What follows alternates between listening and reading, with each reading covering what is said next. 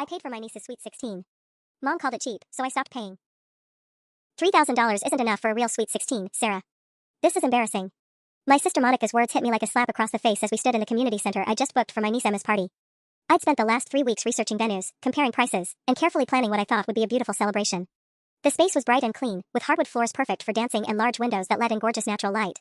At $400 for the day, it fit perfectly within my $3,000 budget, a budget I'd stretched to offer despite still paying off my own student loans. Embarrassing? I repeated, my voice barely above a whisper. Monica, this is a beautiful space. Emma loved it when we toured it last week. That's because she doesn't know any better, Monica snapped, her arms crossed as she surveyed the room with obvious disgust. Look at this place, Sarah. It's so basic. And you want to do pizza and a playlist instead of real catering and a DJ? What are people going to think?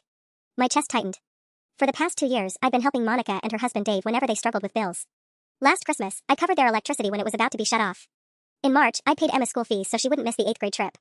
When Monica mentioned wanting to throw Emma a sweet 16 but not having the money, I'd immediately offered to pay. Not contribute, pay for the entire thing. The pizza is from Romano's, not some chain, I said, trying to keep my tone level. And I made a playlist with all of Emma's favorite songs. She was excited about. A playlist? Monica's laugh was sharp and bitter. Oh my god, Sarah. My daughter's sweet 16 is going to be the joke of her class. Everyone else gets real parties with DJs and proper venues. The Martinez family rented out the Hilton ballroom for their daughter. The Hilton, Sarah. My face burned with a mixture of hurt and growing anger. The Hilton ballroom costs $8,000 just for the space, Monica. Not including catering, DJ, decorations. So? You make good money at that tech company. Don't act like you can't afford it. I stared at my sister, this woman I'd been supporting financially for years, and felt something inside me snap. Yes, I made decent money as a software developer, but I wasn't rich. I lived in a modest apartment, drove a 10-year-old Honda, and had been saving every penny I could toward buying my first house. The $3,000 I'd offered represented months of careful budgeting and sacrifice.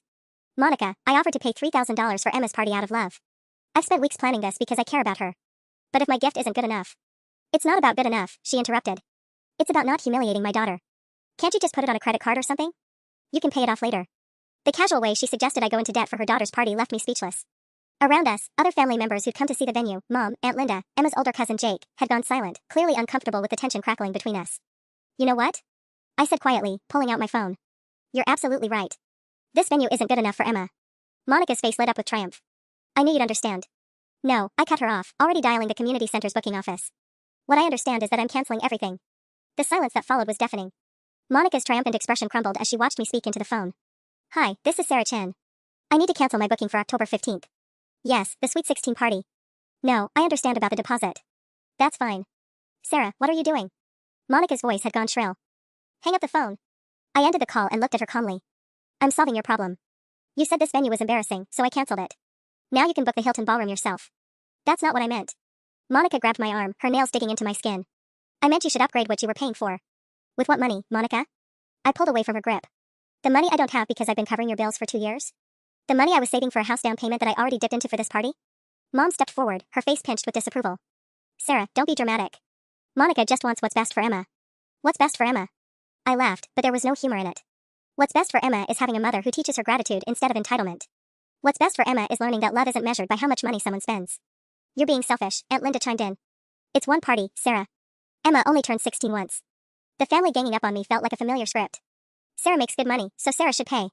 Sarah doesn't have kids, so Sarah's expenses don't matter. Sarah should just be grateful to help. You want to know what's selfish? I turned to face them all.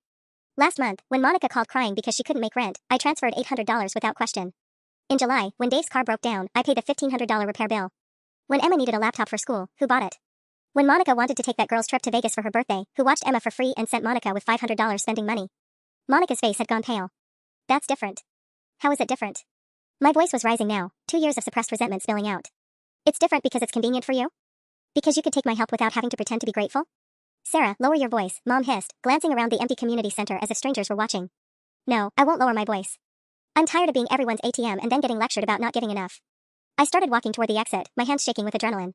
Monica, you have exactly 12 days to plan Emma's party yourself. Maybe the Hilton has a last-minute cancellation. Sarah, wait. Monica's voice cracked with panic. You can't just abandon Emma like this. She's your niece. I stopped at the door, my hand on the handle. I'm not abandoning Emma. I'm stopping enabling you. There's a difference. Where are you going? Mom demanded. Home. And before anyone asks, no, I won't be available to loan anyone money for party expenses. I suddenly have $3,000 burning a hole in my pocket, and I think I'll put it back toward my house fund where it belongs. The last thing I heard before the door closed behind me was Monica's voice, high and desperate. Sarah, please. I'm sorry. I didn't mean it. But I kept walking. The drive home passed in a blur of anger and hurt, my hands gripping the steering wheel so tightly my knuckles went white. By the time I pulled into my apartment complex, my phone was already buzzing with notifications. Text after text lit up the screen. Monica, 4:47 p.m. Sarah, please answer your phone. Monica, 4:48 p.m. I was just stressed I didn't mean what I said. Asterisk mom, 4:52 p.m. This is childish. Call your sister back, asterisk. Asterisk Monica, 4:55 p.m. Emma keeps asking what's wrong. What am I supposed to tell her? Asterisk. I turned my phone face down and walked upstairs to my apartment, but the buzzing continued relentlessly. When I finally flipped it over 20 minutes later, there were 17 missed calls and 31 text messages. Asterisk Dave, 5:15 p.m. Sarah, Monica is crying. Just pay for the party and we'll figure out the rest later, asterisk. That one made me laugh out loud, a bitter, sharp sound that echoed in my empty living room.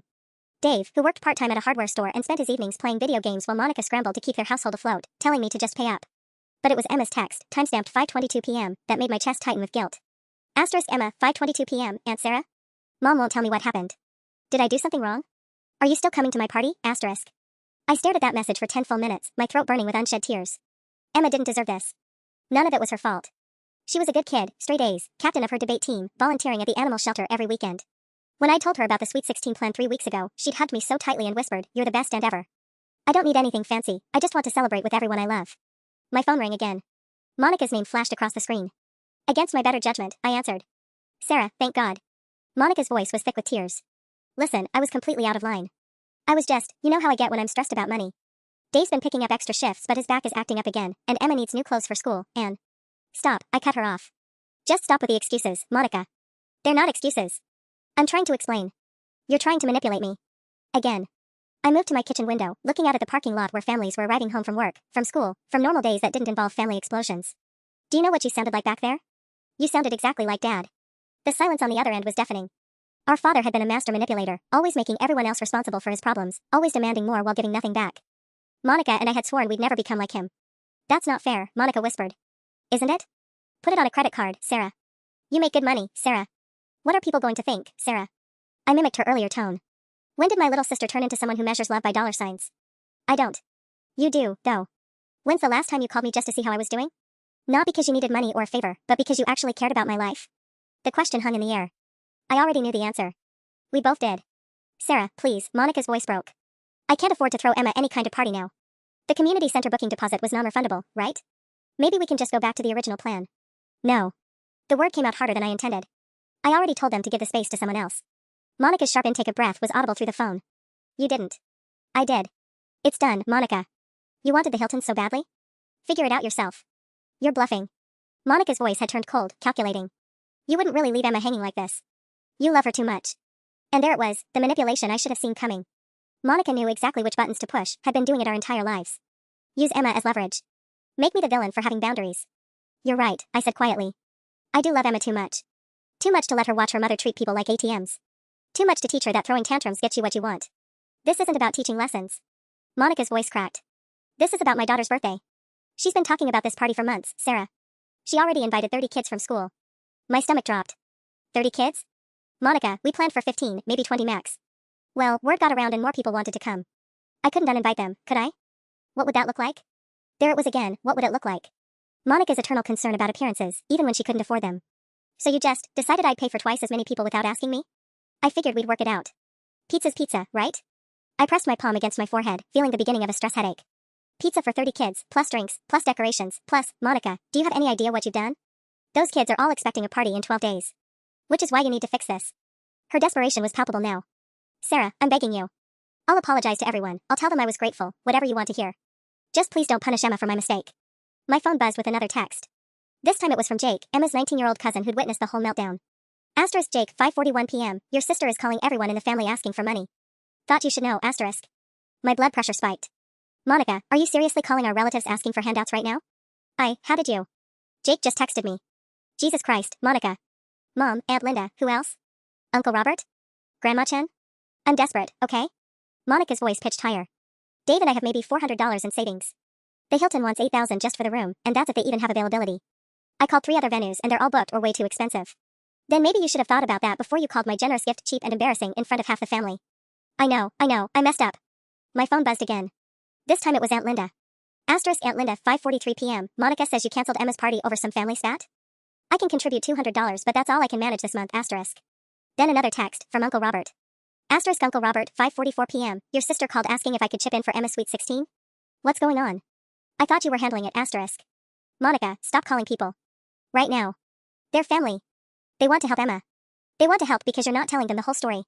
I was pacing now, my anger building with each revelation. What exactly are you telling them? That mean Aunt Sarah decided to ruin Emma's party for fun? I told them we had a disagreement about the budget. A disagreement? That's what you're calling it. I laughed bitterly. Did you mention the part where you demanded I go into debt for upgrades I never agreed to? Or how about the part where you've never paid me back a single dollar of the thousands I've loaned you over the years? The line went quiet. Too quiet. Monica? Are you there? Mom wants to talk to you. Her voice was small now, defeated. Absolutely not. I'm not doing this whole family guilt trip thing where everyone gangs up on me for having boundaries. Sarah Elizabeth Chen. Mom's voice came through the phone sharp and authoritative, using my full name like I was still 12 years old. This has gone far enough. Hi, Mom.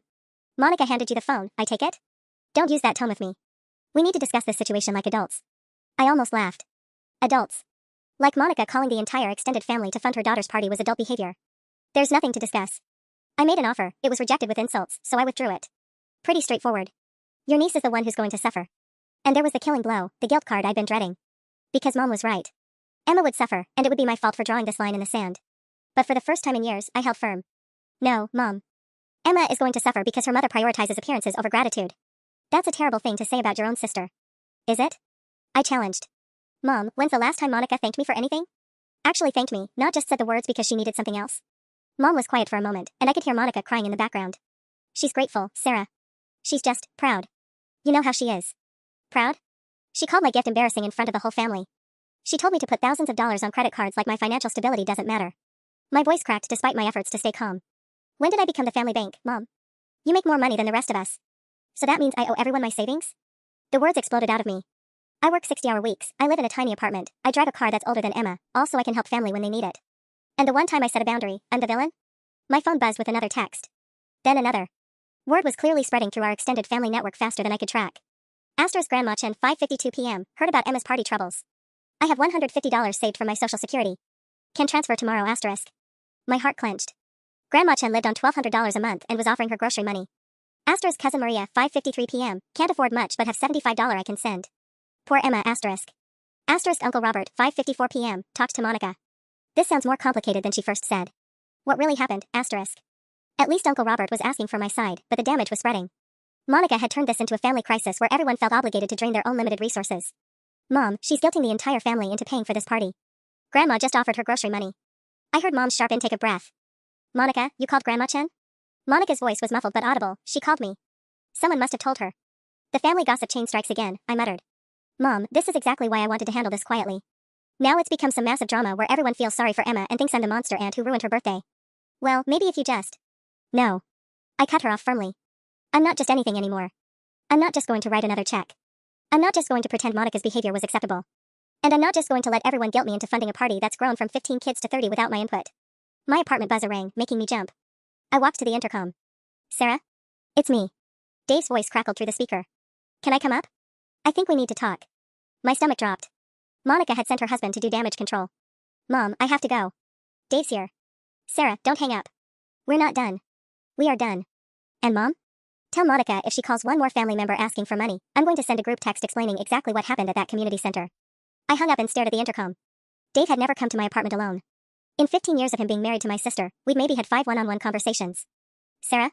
His voice came through again. Please. Monica's, she's in pretty bad shape. Against my better judgment, I buzzed him up.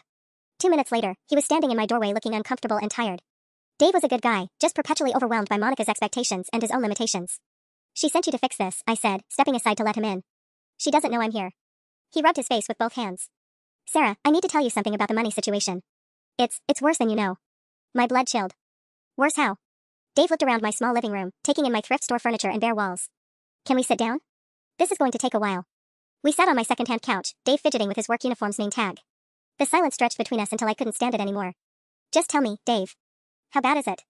He exhaled slowly. Monica's been using credit cards to cover our basic expenses for months. We're about $15,000 in debt. My stomach plummeted. 15,000? Dave, what the hell? I know. I picked up that extra weekend job at the landscaping company, but then I threw out my back and couldn't work for 3 weeks. Monica didn't tell you because she was embarrassed. He looked at me with tired eyes. Sarah, when she said we had 400 in savings? We actually have negative 200. Our checking account is overdrawn. I stared at him, my mind reeling. So when I've been sending money for emergencies, it's been going straight to minimum credit card payments, he admitted. The $800 for rent last month?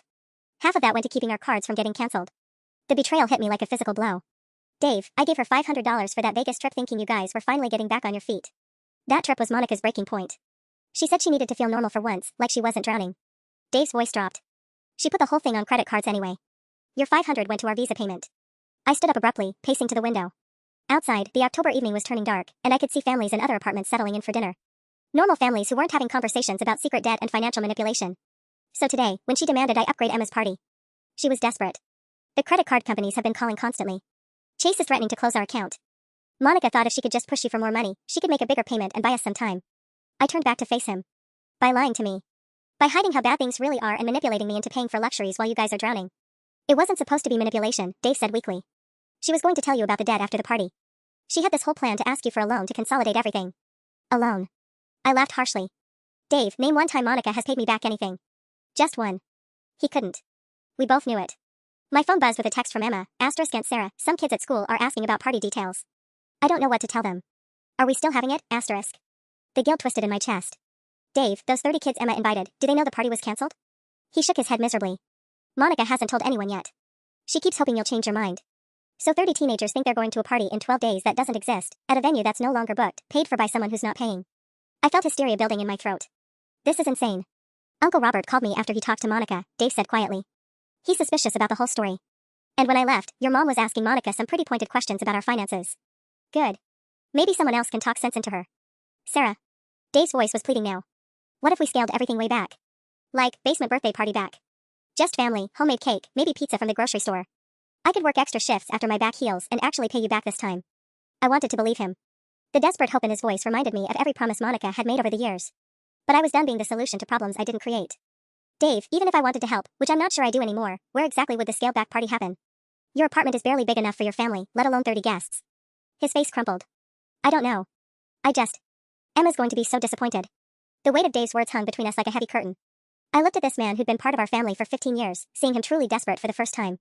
But underneath my sympathy, a cold anger was crystallizing. Dave, can I ask you something? I sat back down, my voice carefully controlled. When exactly were you planning to tell me about the $15,000 in debt? He shifted uncomfortably. Monica said after Emma graduated high school, when things settled down. 2 more years, I interrupted. You were going to let me keep sending emergency money for 2 more years while lying about where it was going. We weren't lying, exactly. We were just. You were committing fraud. The words came out sharper than I intended. Dave, I've been claiming those payments as gifts on my taxes. If the IRS found out I was actually making undisclosed loans to cover credit card debt, I could get audited. His face went pale. We never thought about that. Of course you didn't. I pulled up my banking app, scrolling through months of transfers to Monica. March 8th, $500 for Emma's school trip. April 2nd, $800 for rent. May 15th, $350 for your car registration. June 23rd. Please stop, Dave whispered. $700 for Monica's root canal, I continued relentlessly. July 9th, $400 for utilities. August 1st, $800 for rent again. September 3rd, $600 because Emma needed school clothes. I looked up at him. Dave, that's $4,000 in 6 months. $4,000 that went to credit card companies while I ate ramen noodles and delayed my own dental work. The silence stretched between us until my phone rang. Monica's name flashed across the screen again. Dave reached for it. Let me talk to her. No. I declined the call. I'm done being managed by both of you. Immediately, my phone buzzed with a text, asterisk Monica, 6:31 p.m. Dave told me he was going to see you. Whatever he said, I can explain everything, asterisk. Then another, asterisk Monica, 6:32 p.m. The debt isn't as bad as it sounds. We have a plan to fix it, asterisk. And another, asterisk Monica, 6:33 p.m. Sarah, please. Emma is asking why everyone is upset. I don't know what to tell her, asterisk. She's texting me right now, I told Dave. Apparently you weren't supposed to tell me about the debt. He dropped his head into his hands. She's going to kill me. Dave, look at me. I waited until he met my eyes. Do you understand that this changes everything? It's not just about the party anymore. You've been taking my money under false pretenses for months. We were going to pay you back. With what money? My voice rose despite my efforts to stay calm. You just told me you're negative 200 in checking and maxed out on credit cards. Dave, you're functionally bankrupt. My phone rang again. This time it was Uncle Robert. I should take this, I told Dave, answering the call. Sarah, it's Robert. I've been talking to Monica and something doesn't add up. She's asking the family for $8,000 for a party venue, but she also mentioned you'd already offered $3,000. What 16-year-old needs an $11,000 birthday party? I closed my eyes, grateful that someone was finally asking logical questions. Uncle Robert, it's complicated. I figured. Look, I love Emma, but Monica's story keeps changing. First she said you backed out over some family argument. Then she said you wanted to scale back the guest list. Now she's talking about the Hilton ballroom being the only option. His voice was skeptical. What really happened? With Dave sitting 3 feet away, I chose my words carefully. I offered to pay $3,000 for a nice community center party. Monica said it wasn't good enough and demanded I upgrade to much more expensive options. When I declined, she called my gift cheap and embarrassing in front of everyone. Ah. Robert's tone shifted to understanding. And now she wants the family to crowdfund the difference? Apparently. Sarah, I've been thinking about this since her call. Even if we all pitched in, we're talking about asking Grandma Chen to give up her grocery money for a party. Does that seem right to you? Relief flooded through me. Finally, someone who understood the insanity of the situation. No, it doesn't, I said firmly. Uncle Robert, there's more to this story, but I can't get into it right now. I figured there might be. Listen, I'm going to call Monica back and tell her I can't contribute. This whole thing feels wrong. After I hung up, Dave was staring at me with a mixture of fear and resignation. Monica's going to blame me for this falling apart. Dave, this fell apart the moment she decided my $3,000 wasn't enough. I stood up, suddenly exhausted. You need to go home and tell your wife that the family ATM is officially closed. Dave left 20 minutes later, his shoulders slumped in defeat. I watched from my window as he sat in his car for several minutes before driving away, probably dreading the conversation waiting for him at home. My phone had been mercifully quiet during our talk, but the moment his taillights disappeared, it started buzzing again. This time it wasn't Monica, it was Emma, calling instead of texting. Aunt Sarah? Her voice was small, uncertain. Can we talk? My heart clenched. Of course, sweetheart. What's going on? Mom's been crying for 2 hours and Dad just got home looking like someone died. Nobody will tell me what happened, but I heard Mom on the phone asking Grandma Chen for money. Emma's voice cracked slightly. Did something happen to the party? I sank onto my couch, staring at the ceiling. This was the conversation I'd been dreading. How do you explain to a 16-year-old that her birthday became collateral damage in a war over boundaries? Emma, honey, your mom and I had a disagreement about the party plans. What kind of disagreement? She was quiet for a moment. Aunt Sarah, is this about money? Because I heard Mom tell someone the Hilton costs $8,000, and that seems crazy expensive. Smart kid. Too smart for her own good sometimes. It is about money, partly, I admitted. Your mom wanted to change our plans to something much more expensive than what I budgeted for. But I liked our plans, Emma said, confusion clear in her voice. The community center was pretty, and Romano's Pizza is my favorite. I told all my friends about the playlist we made together. Everyone was excited to hear those songs. My throat tightened. You told your friends about the playlist? Yeah. Especially the Taylor Swift deep cut you found. Maddie said her sister Sweet 16 DJ didn't even know half of those songs existed. Emma paused. Aunt Sarah, I don't need the Hilton ballroom. I just want to celebrate with everyone I love. Can't we just go back to the original plan? Before I could answer, I heard Monica's voice in the background, sharp and urgent. Emma, give me the phone. Now. But Mom, I'm talking to Aunt Sarah about. I said give me the phone. There was rustling, then Monica's voice came through, tight with barely controlled panic. Sarah, don't you dare try to turn my daughter against me. I'm not turning anyone against anyone, I said wearily. She called me asking questions. She's 16, Sarah. She doesn't understand the complexities of this situation. The complexity of what? You demanding I pay for a party I can't afford, or you lying about our finances for months? Sharp silence. Then, Dave told you about the credit cards. He told me about the $15,000 in debt, yes. And how my emergency money has been going to minimum payments while you let me think you were just having temporary cash flow problems. We were going to tell you. When, Monica? When were you going to tell me that I've been unknowingly paying your credit card companies? My voice rose. After you guilt me into funding an $11,000 party? After you asked Grandma Chen to give up her grocery money? I heard Emma's voice in the background again, 11,000? Mom, you said my party would cost $11,000? Emma, go to your room, Monica snapped. But Mom. Go. A door slammed, and Monica came back on the line. Now look what you've done. She's upset. She's upset because you turned her birthday into a financial crisis. I was standing again, pacing my small living room. Monica, 30 kids think they're coming to a party that doesn't exist. Emma's going to have to face them at school on Monday and explain why the party she invited them to got cancelled. How is that my fault? Because you're being stubborn and selfish. Monica's voice cracked. It's one party, Sarah. One day. Can't you just swallow your pride and help your niece? This isn't about pride. I stopped pacing, staring at my reflection in the dark window. This is about you lying to me for months, taking my money under false pretenses, and then having the audacity to call my gift embarrassing. I apologized for that. You apologized because you got caught, not because you meant it.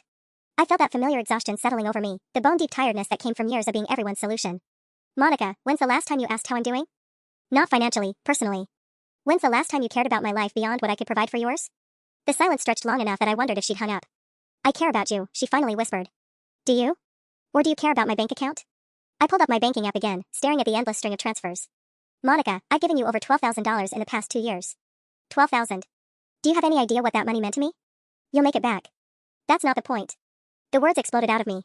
The point is that money represented 2 years of 60-hour work weeks, of living in this tiny apartment, of driving a car that breaks down monthly, of skipping vacations and dinners out and new clothes. That money was my future, Monica. My house fund, my security, my dreams. And you spent it on credit card payments while planning Vegas trips. Another long silence. Then, barely audible, what do you want me to do, Sarah? Emma's friends are expecting a party. I want you to tell them the truth. That you planned a party you couldn't afford and it got cancelled. I can't do that. It would be humiliating. And there it was again, Monica's eternal concern about appearances, even when her family was drowning. Then I guess you'd better start making some calls to venues, I said quietly. Because the family ATM just went permanently out of order. I hung up on Monica and immediately turned my phone to silent, but I could see the screen lighting up every few seconds with new notifications. The family drama machine was in full swing now, and I was exhausted just thinking about all the conversations happening without me. My doorbell rang at 7:15 p.m. Through the peephole, I saw Emma standing in the hallway, her dark hair pulled back in a messy ponytail, wearing her debate team hoodie. She was alone. Emma? I opened the door, immediately concerned. Honey, how did you get here? Did your mom drive you? I took the bus. She stepped inside, her backpack slung over one shoulder. Mom and Dad are having a screaming match about credit cards and I couldn't take it anymore. They don't know I left. My stomach dropped. Emma, you can't just, your parents are going to be worried sick when they realize you're gone. I texted Dad that I was going to study at the library. She shrugged, but I could see the tension in her shoulders. Technically not a lie since I did bring my history textbook. She sat heavily on my couch, looking older than 16 but somehow smaller than usual. Aunt Sarah, I need you to be honest with me. How bad is our money situation? I perched on the edge of my coffee table, facing her directly. Emma deserved the truth, but I had to be careful about what wasn't my story to tell. Your parents are going through some financial difficulties right now, I said carefully. That's why the party situation got complicated. I heard Dad tell Mom that they owe $15,000 on credit cards. Emma's voice was matter-of-fact, but her eyes were bright with unshed tears. Is that true? Christ. These thin apartment walls meant Emma had heard everything. Emma, that's really something you should discuss with your parents. They won't discuss it. They just keep fighting and then pretending everything's fine when they remember I'm in the room. She pulled her knees up to her chest. Aunt Sarah, I also heard Dad say that the money you've been giving us went to credit card payments. Is that why you're upset about the party? I looked at this kid, my brilliant, perceptive niece who'd apparently inherited none of her mother's ability to ignore uncomfortable truths, and made a decision. Part of it, yes. Your mom asked me for help with things like rent and utilities, but that money was actually going toward debt payments. I didn't know that. Emma nodded slowly, processing this information with the same analytical approach she used for debate tournaments. So when she demanded you upgrade my party to the Hilton, you felt like she was taking advantage of you. Something like that. And now she's calling all our relatives asking them to pay for a party we can't afford, including great-grandma Chen who lives on Social Security. I blinked, surprised by how clearly Emma understood the situation. How do you know about Grandma Chen? She called our house looking for Mom's Venmo information. When I told her Mom was on the phone with someone else, she asked me about party details. Emma's expression darkened. She was so excited to help, Aunt Sarah. She kept saying how she remembered when Mom turned 16 and wanted to make sure I had something special too. The guilt hit me like a physical blow. Grandma Chen, who saved 50-cent coupons and bought generic everything, offering her grocery money for a party that had spiraled completely out of control. Emma, I never wanted any of this to affect Grandma Chen or anyone else. I know. Emma interrupted gently. Aunt Sarah, can I tell you something? I don't want a party anymore. I stared at her. What do you mean? I mean I don't want any party. Not at the Hilton, not at the community center, not in our basement. I want to call every single person and tell them it's cancelled. Her voice was steady but determined. This whole thing has turned into something ugly, and I don't want my birthday associated with family fights and guilt trips. Emma, honey, you only turned 16 once. Your mom was right about that, at least. Yeah, and I want to remember turning 16 as the year I learned to stand up for what's right instead of what looks good. She reached for her backpack, pulling out her phone. I'm going to start texting people tonight. I watched her unlock her screen, her thumbs already moving to type a message, and felt a surge of pride mixed with heartbreak. This kid was showing more maturity than any of the adults in her life. What are you going to tell them? That my family had a financial emergency and we need to postpone the celebration. Emma looked up at me. It's true, isn't it? 15,000 in debt sounds like an emergency to me. My phone buzzed against the coffee table, Monica's name flashing across the screen with what was probably her 20th call of the evening. Emma, your mom is going to lose her mind when she finds out you canceled the party. Then maybe she should have thought about that before she decided my birthday was worth going deeper into debt for. Emma's voice carried a hardness I'd never heard from her before. Aunt Sarah, I love my mom, but watching her scream at you for not paying enough money was horrible. You've helped our family so much, and she acted like it meant nothing. Emma's words hung in the air, and I felt something shift inside my chest, a mixture of pride and profound sadness that this 16-year-old was handling the situation with more grace than any of the adults involved. Emma, I need to ask you something important, I said, sitting back down across from her. Are you canceling the party because you genuinely don't want it, or because you feel guilty about the money? She considered this for a long moment, her phone still in her hands. Both, I think. Like, I was excited about celebrating with my friends, but not if it means great-grandma Chen can't buy groceries this month. That's insane, Aunt Sarah. She's 83 years old and living on $1,200. Why would anyone think it's okay to take her money for a party? Before I could respond, my apartment buzzer rang insistently, 3 sharp bursts that suggested someone was pressing it urgently. Sarah. I know Emma's up there. Monica's voice crackled through the intercom, tight with panic. Her location is showing your address. Emma winced. I forgot about Find My Phone. Sarah. Monica's voice came again, louder this time. Bring my daughter down here right now. I looked at Emma, who had gone pale but determined. Do you want to go down and talk to her? Not really. But I guess I have to. Emma stood up, shouldering her backpack. Will you come with me? I don't want to do this alone. We rode the elevator down in tense silence, Emma fidgeting with her phone case while I prepared myself for whatever version of Monica was waiting in my lobby. Through the glass doors, I could see her pacing back and forth on the sidewalk, still in her work clothes from this afternoon but now disheveled, her hair escaping its ponytail. The moment we pushed through the doors, Monica rushed toward us. Emma, thank God. Don't you ever scare me like that again. I thought. She stopped mid-sentence, her relief quickly transforming into anger as her eyes landed on me. What did you say to her, Sarah? I didn't say anything. She came here on her own. Bullshit. She's 16 years old. She doesn't just decide to run away unless someone puts ideas in her head. Emma stepped forward, her voice calm but firm. Mom, I didn't run away. I went to talk to the one adult in our family who's been telling the truth. Monica's face flushed. Emma, you don't understand the complexities. I understand that you owe $15,000 on credit cards, Emma interrupted. I understand that Aunt Sarah's been paying our bills for 2 years while you lied to her about where the money was going. And I understand that you asked Great-Grandma Chen for her grocery money to pay for a party we can't afford. Monica's mouth fell open. You told her about the debt, she demanded, turning on me. She heard you and Dave fighting about it, I replied. Maybe if you'd been honest from the beginning, she wouldn't have found out by listening through the walls. She's my daughter. I decide what she needs to know and when. Then maybe you should have decided before you turned her birthday into a financial crisis that involved the entire extended family, I shot back. Emma pulled out her phone, showing Monica a text message she'd already started composing. Mom, I'm canceling the party. All of it. I'm telling my friends that we had a family emergency and need to postpone. Monica snatched the phone from Emma's hands. You are not canceling your sweet 16. I don't care what I have to do, borrow money, take out a loan, sell my car, you are having this party. With what venue, Mom? Emma's voice was getting sharper. Aunt Sarah canceled the community center. The Hilton cost $8,000 for one night. You've already guilt half our family into offering money they don't have. She gestured toward me. And you burned the bridge with the one person who was actually trying to help us. Monica's grip on the phone tightened. I'll figure it out. Maybe the church basement is available, or the VFW hall. Mom, stop. Emma's voice cracked slightly. Just stop. I don't want a party that makes you fight with Aunt Sarah. I don't want a party that costs Great-Grandma her grocery money. I want my family to stop being crazy about money for 5 minutes.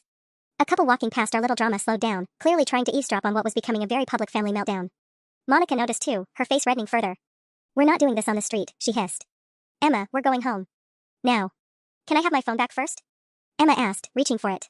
Monica clutched it tighter. Not until you promise me you won't cancel anything without talking to me first. I can't promise that, because I already decided. Emma's voice was steady despite the tears starting to form in her eyes. Mom, I love you, but I won't let you destroy our family over my birthday party. I just won't. The raw pain in Emma's voice hit me like a physical blow, and I saw Monica flinch as if she'd been slapped. For a moment, the anger drained from her face, replaced by something that looked like genuine recognition of what she'd done. But then her jaw tightened again, and I knew the moment of clarity had passed. Get in the car, Emma. We're going home to discuss this properly. As they walked toward Monica's dented Honda, Emma looked back at me over her shoulder, her expression apologetic and resigned. I watched them drive away, Monica's taillights disappearing into the October darkness, and realized that somehow this situation had just gotten infinitely more complicated. My phone buzzed with a text from an unknown number. Asterisk, this is Emma texting from Dad's phone. Mom took mine. I meant what I said about canceling. Can you help me contact people tomorrow? Asterisk. I stared at that message for a long time before responding. Asterisk, we'll figure it out. Are you okay? Asterisk. Asterisk, no. But I will be. Thank you for being honest with me. Asterisk. The next morning brought a development I hadn't expected. At 8:47 a.m., my doorbell rang, and I found Mom standing in the hallway holding a manila folder and wearing her "we need to talk" expression. We're having a family meeting, she announced, pushing past me into my apartment. Monica, Dave, and Emma will be here in 20 minutes. Mom, I don't think. Sarah Elizabeth, sit down. She opened the folder on my coffee table, revealing what looked like printed bank statements and a yellow legal pad covered in her neat handwriting. I spent half the night going through Monica's finances with her and Dave. You need to see this. My stomach clenched as I recognized Chase and Capital One logos on the statements. Mom, their private financial information isn't really. Private went out the window when Monica started calling every relative we have asking for money, Mom interrupted sharply. Do you know that your cousin Jessica drove over at 11 p.m. last night with $300 in cash? Jessica, who works 2 jobs and hasn't bought herself new clothes in 6 months.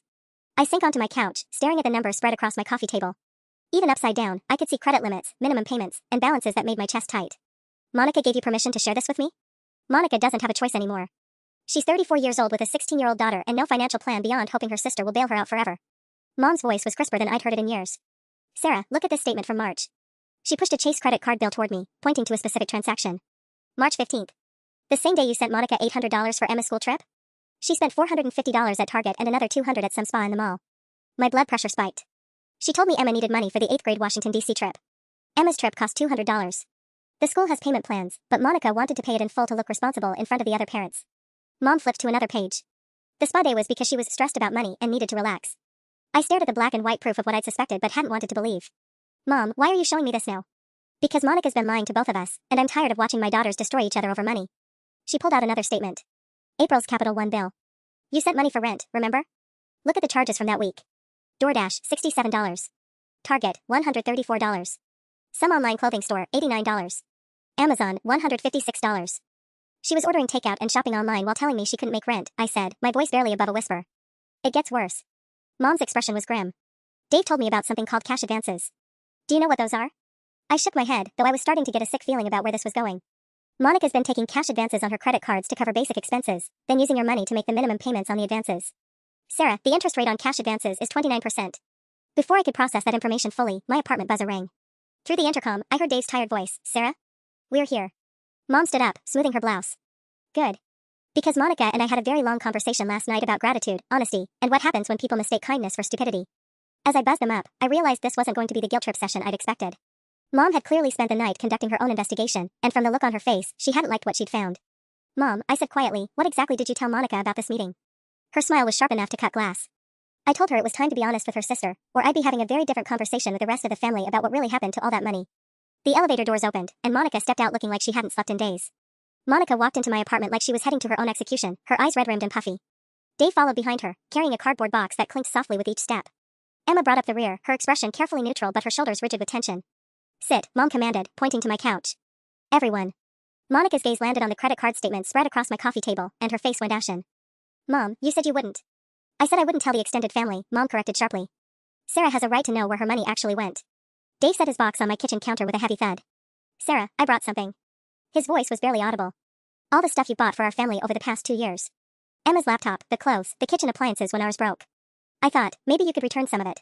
I stared at him, then at the box. Dave, I can't return a laptop Emma's used for school for 8 months. The receipt's probably still good for the KitchenAid mixer, he continued desperately. You bought that in July, and Monica's barely used it. Still has all the original attachments. You want me to return your kitchen mixer?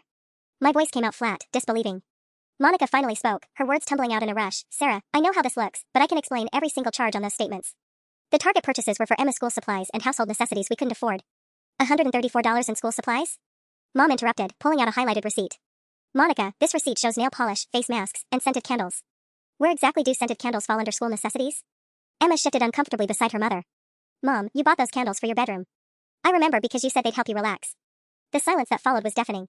Monica opened and closed her mouth several times, looking like a fish gasping for air. And the spa day? I asked quietly, holding up the March statement. The $200 stress relief spa day the same week you told me you couldn't afford Emma's school trip? I was having panic attacks about money, Monica said defensively. Dr.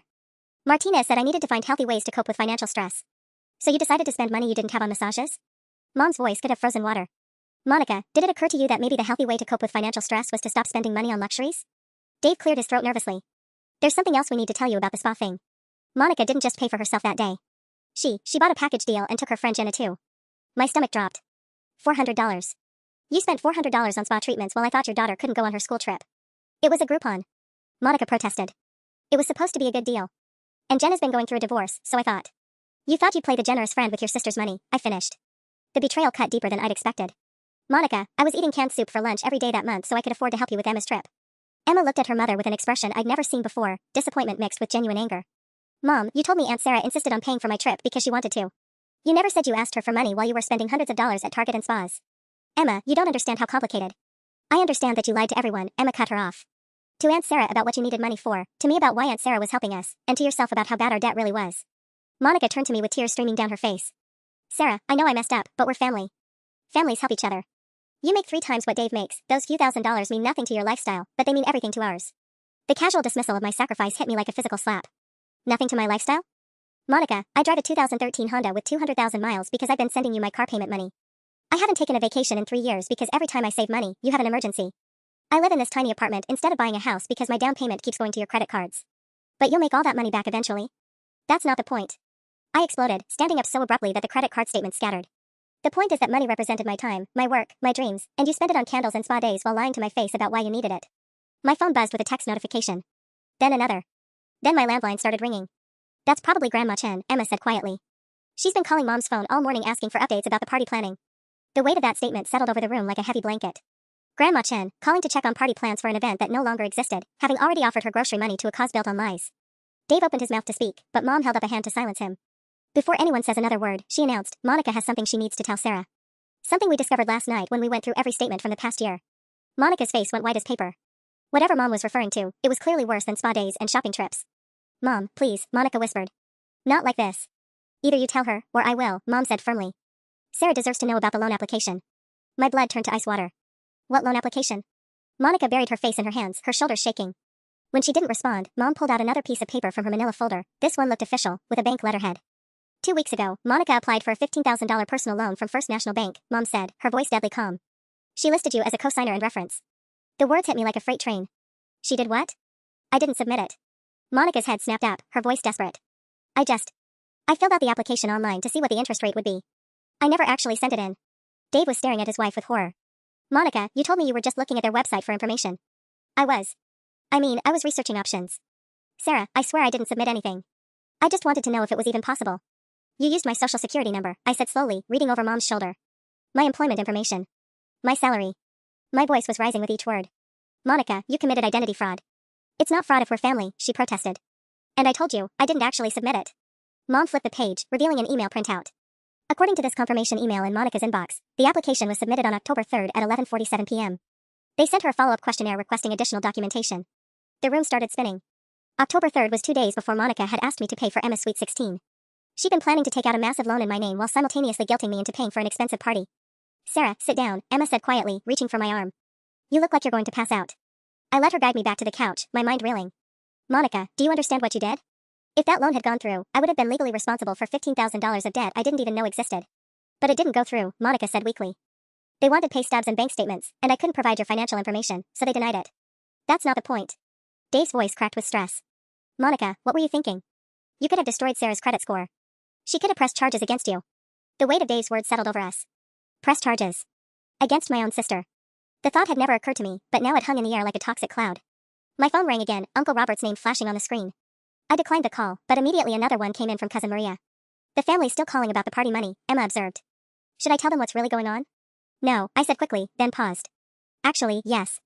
Emma, call Uncle Robert back and tell him there's been a development.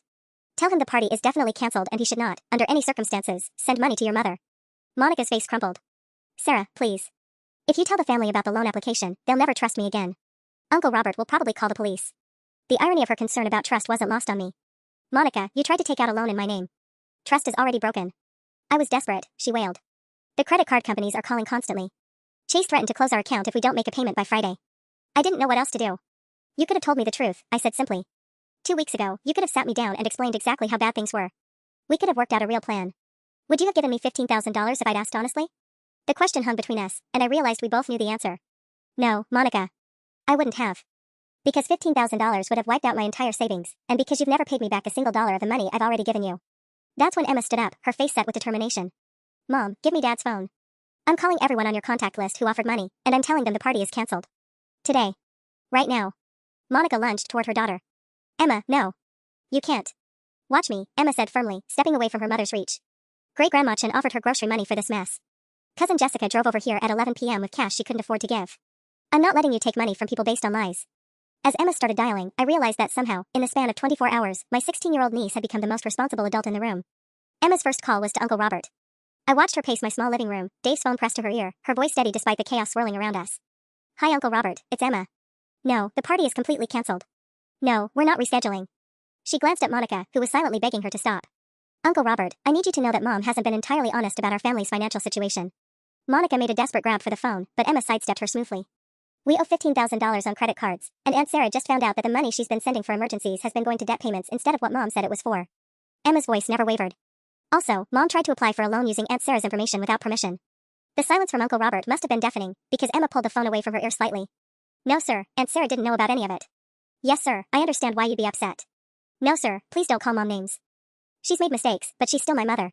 I felt a surge of pride watching Emma handle this conversation with more grace than any adult in our family had shown in the past 24 hours. She was protecting everyone while still telling the truth. Uncle Robert? Can you please call the other relatives and let them know not to send money? Especially Great-Grandma Chen. I'm worried about her giving up grocery money for something that was never real to begin with. After she hung up, Emma immediately dialed another number. Hi Cousin Jessica? It's Emma Chen. Monica was crying silently now, her hands pressed over her face. Dave sat beside her looking like he'd aged 10 years overnight. Mom continued organizing the financial documents with grim efficiency, occasionally making notes on her legal pad. My phone buzzed with a text from Uncle Robert, * Jesus Christ, Sarah. Is Emma telling the truth about the loan application, *? I responded, * yes. Found out an hour ago, *. Do you want me to report it to the bank's fraud department? I stared at that question for a long time. Did I? The practical part of my brain said yes, Monica had committed a federal crime. But the sister part of my heart wasn't ready to take that step. * not yet. But I'm not ruling it out, *. Emma finished her second call and moved on to Aunt Linda. Hi Aunt Linda, it's Emma. I know you offered to help with party money, but I need to tell you something important. Emma, please stop, Monica whispered. You're humiliating me. Emma paused mid-dial and looked at her mother with an expression that seemed far too mature for 16. Mom, you humiliated yourself. I'm just preventing you from humiliating our entire family by taking their money under false pretenses. She resumed dialing. Hi, Grandma Chen? It's Emma, Monica's daughter. This conversation was harder to listen to. I could hear Grandma Chen's voice through the phone, confused and concerned, asking if everything was all right. Emma explained the situation with infinite patience, assuring our grandmother multiple times that she was safe and that no one was angry with her for offering to help. No, Grandma, please keep your money. Buy yourself something nice at the grocery store instead. Yes, I'm sure. I love you too. When she hung up, Emma's composure finally cracked slightly. Grandma Chen was so disappointed. She said she was looking forward to celebrating with me. Monica looked up from her hands, her voice broken. Emma, I'm sorry. I never wanted any of this to hurt you or Grandma Chen or anyone else. I didn't know how to fix the money problems, and everything kept getting worse. Mom, Emma said gently, sitting down beside her. Lying about it didn't make it better. It made it so much worse. My phone rang again, this time it was an unknown number with a local area code. Something in my gut told me to answer it. Hello, this is Sarah Chen. Ms. Chen, this is Detective Martinez with the Financial Crimes Unit. We received a report about potential identity theft involving a loan application. Do you have a few minutes to talk? My blood turned to ice as Detective Martinez's words sank in. I glanced around the room, Mom organizing financial documents, Monica crying silently, Dave staring at his hands, and Emma still clutching the phone she'd been using to call our relatives. Can we discuss this later? I'm in the middle of a family meeting about this situation. Actually, Ms. Chen, it would be helpful if the other parties involved were present. We take identity theft very seriously, especially when it involves loan applications. Is Monica Chen available to speak with me? Monica's head snapped up at the sound of her name, her face draining of what little color remained.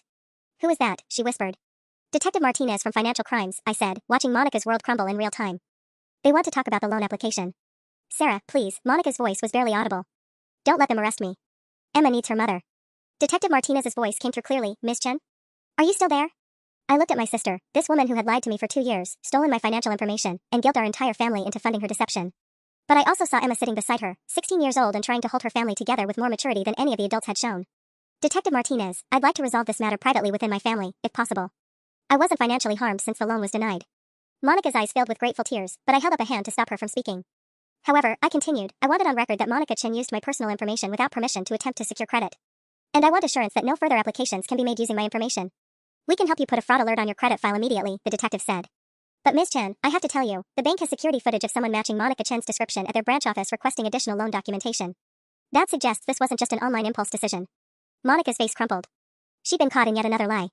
You went to the bank in person? I asked quietly. Just once, she whispered. To ask about the timeline for loan approval. Sarah, I swear I was going to tell you before I accepted any money. Stop, I said firmly. Just stop lying. Detective Martinez, I'll come to the station tomorrow to file a formal report and put the credit alert in place. But I'm not pressing charges at this time. After I hung up, the room was silent except for Monica's quiet crying. Emma had finished calling our relatives, and my phone was already buzzing with concerned messages from family members who now understood the full scope of what had happened. Mom closed her manila folder with a decisive snap. Monica, Dave, here's what's going to happen. You're going to meet with a debt counselor this week. You're going to create a realistic budget that doesn't involve taking money from family members. And you're going to get part-time jobs, both of you, to start paying down this debt. Mom, Dave's back problems, Monica started. Dave can work retail, customer service, something that doesn't require heavy lifting, Mom cut her off. The days of expecting Sarah to subsidize your household are over. I stood up, feeling lighter than I had in years despite the chaos of the day. Monica, for what it's worth, I hope you get your finances figured out. But I'm done being your safety net. Emma hugged me tightly. Thank you for not having Mom arrested, she whispered. And thank you for teaching me that it's okay to have boundaries, even with people you love. 6 months later, I got a text from Emma. * Mom's been making her credit card payments on time for 4 months now. She got a job at the library and actually seems happier. Dad's doing customer service from home. And Aunt Sarah? I'm having a 17th birthday party. Just family, homemade cake, and a playlist we'll make together. No drama, I promise. I smiled, transferring another chunk of money into my house fund. Some families have to break apart completely before they can rebuild into something healthier. Sometimes the kindest thing you can do is stop enabling someone's worst instincts. Sometimes saying no is the most loving thing of all.